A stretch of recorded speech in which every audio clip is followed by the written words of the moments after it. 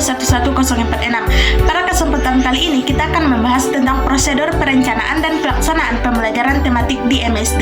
Jadi apa-apa saja sih prosedur dalam pembelajaran tematik? Simak video ini sampai habis agar kita tahu sama-sama tentang prosedur pembelajaran tematik di MST. Selamat menyaksikan. Materi yang pertama yaitu pemetaan kompetensi dasar.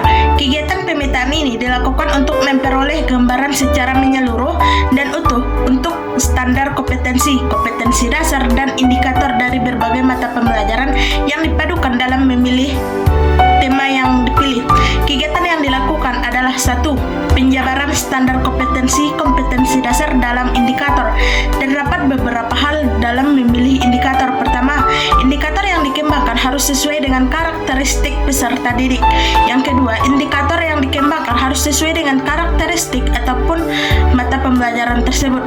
Ketiga, yaitu dirumuskan dalam bentuk kerja operasional yang terukur atau dapat diamati. Yang kedua itu dalam menentukan tema. Dalam menentukan tema terdapat dua hal yang harus diperhatikan.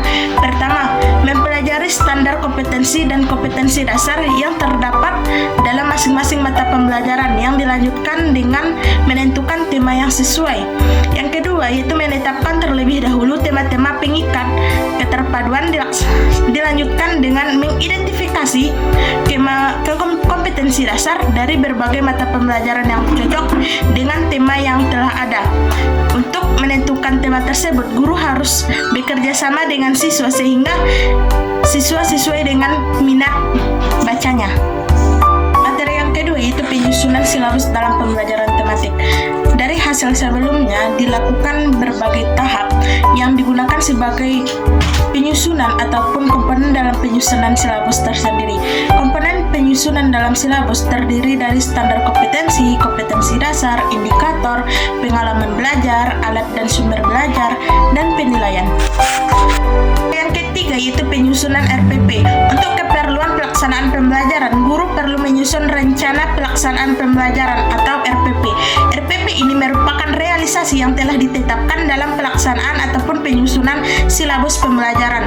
Komponen RPP tematik meliputi pertama, identitas mata pembelajaran, yaitu nama mata pembelajaran yang akan dipadukan, kelas, semester, dan waktu dalam proses pembelajaran.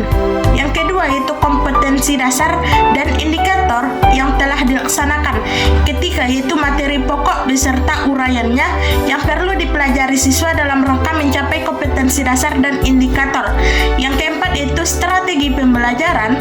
Yang kelima yaitu alat dan media yang digunakan untuk memperlancar pencapaian kompetensi dasar serta sumber-sumber bahan belajar yang digunakan dalam kegiatan pembelajaran tematik yang sesuai dengan kompetensi dasar yang harus dikuasai. Yang keenam yaitu ada penilaian dan tindak lanjut, prosedur dan instrumen yang akan digunakan untuk menilai pencapaian belajar peserta didik serta tindak lanjut dari hasil penilaian. Sekian materi pembelajaran kita pada kesempatan kali ini mengenai prosedur perencanaan dan pelaksanaan pembelajaran tematik di MST. Semoga video ini bermanfaat dan menambah wawasan teman-teman semua.